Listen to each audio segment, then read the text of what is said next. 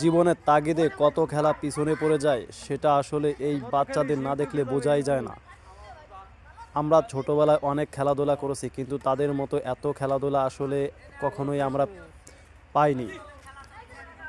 আমরা ছোটবেলায় খেলেছি ড্যাংকুটি, ব্যাডমিন্টন, তারপর গোল্লা ছুট, টেক টেক, এ সমস্ত খেলা এখনকার যুগে নেই, নেই বললেই চলে। ঠিক তেমনটা এদের সময়ে আছে ক্রিকেট, ফুটবল, ব্যাডমিন্টন, যেটা এরা শীতের সময় বেশিরভাগ সময় খেলে থাকে। এটা খেললে আর কি শরীর গরম থাকে ভালো। তো দেখতেছেন যে ছোট ছোট পোলাপান খেলতেছে, এই খেলাধুলার মাধ্যমে আর কি শরীরের মাংস বেশি শক্ত করে এবং অনুপ্রেরণা জায়গায়। বই পড়ার পাশাপাশি খেলাধুলারও জরুরি আছে, যেটা করলে আসলে মন শান্ত এবং পবিত্র থাকে। তো সন্ধ্যা 8টা থেকে 9টা পর্যন্ত এরা পড়াশোনা করে, তারপর এদের খেলাধুলা, রাতের খেলাধুলা শুরু হয়ে যায়, যেটা ব্যাডমিন্টন অনেকে খেলে, আবার কেউ লাইট জ্বালিয়ে ক্রিকেট খেলে, এটা অনেক ভালো। আবার কেউ কেউ টিভি দেখতে পছন্দ করে। এগুলোই আর কি শৈশবের একটা স্মৃতি হয়ে থাকে। তো দেখতেছেন সবাই ফুল প্যান্ট পরা, আবার কেউ হাফ প্যান্ট পরা, এইভাবেই তাদের নিয়মিত খেলাধুলার একটা আয়োজন করা হয়ে থাকে। তাদের স্মৃতিটা তুলে ধরার জন্য আমি একটা ইউটিউব ভিডিও বানিয়ে নিলাম, যেটা আর কি ইউটিউবে আপলোড হবে। বর্তমান জেনারেশনের খেলাধুলা নেই বললেই চলে, তারপরেও যতটা পারে বাচ্চারা খেলাধুলা করে। কুয়াশার মধ্যে, প্রচুর কুয়াশা আর শীত ছিল আজকের দিনটাতে, তারপরেও তাদের একটা ভিডিও আমি রেকর্ড করে নিলাম। লাইটে দেখা যাচ্ছে না যে কী পরিমাণ কুয়াশা ছিল। আশেপাশের লোকজন বসেছিল, দর্শক শ্রোতা, কিছু কিছু ছোটো পোলাপান আরও বসেছিল। তো তাদের খেলাও দেখার জন্য আমি প্রস্তুত ছিলাম। আসলে ক্যামেরাটা চারিদিক দিয়ে ঘুরিয়ে নিয়েছিলাম, ক্যামেরায় সম্পূর্ণটা দেখানো যায়নি, কারণ এত কুয়াশা ছিল আবহাওয়া। এই যে মাঠে দেখা যাচ্ছে, এটি হচ্ছে নলডাঙ্গা গ্রামের স্কুল প্রাঙ্গণ মাঠ, যেখানে সমবয়সী বা ছোট বড় সবাই খেলাধুলা করে একসঙ্গে হয়ে, একত্রিত হয়ে। তো বিকালে বড়রা একটু খেলাধুলা করে, রাতে এরা ছোট ছোট বাচ্চারা এরাও খেলাধুলা করে, বিকালেও খেলাধুলা করে।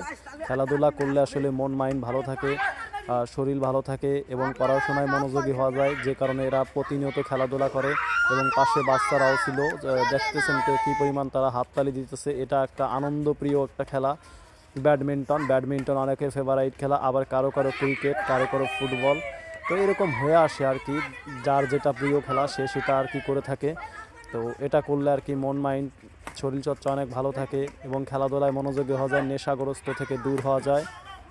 আসলে আমি এখন তেমনটা খেলাধুলা করি না, তারপরেও এদের খেলাধুলা দেখে ভাবলাম যে এদের একটা স্মৃতি করে নেওয়া যাক ইউটিউব ভিডিওর মাধ্যমে।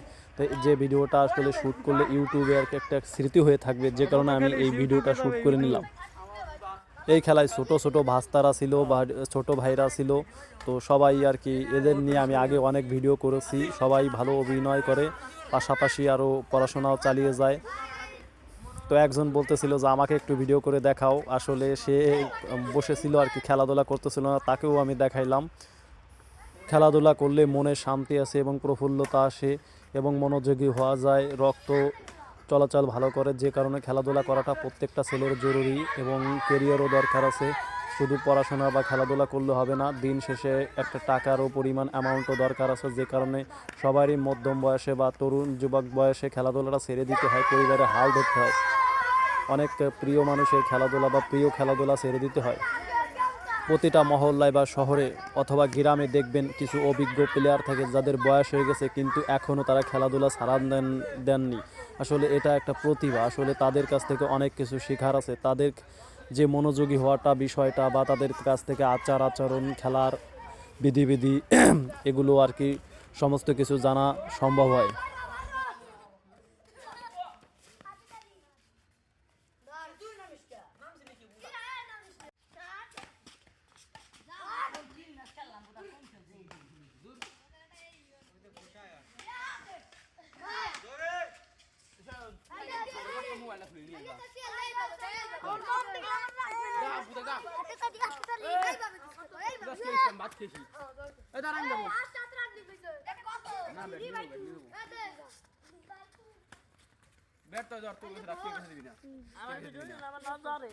আর পরে নামবে ছয়নার লইরা না না এরপর নামবে ছয়নার লিখন অত কাম করে নাই কিরা আরে দেব না তুই দে আরে দেব না এ মাথা দুবিরা আরে টেস্ট দেব না আরে দেব না দিছু দয় এটা কাম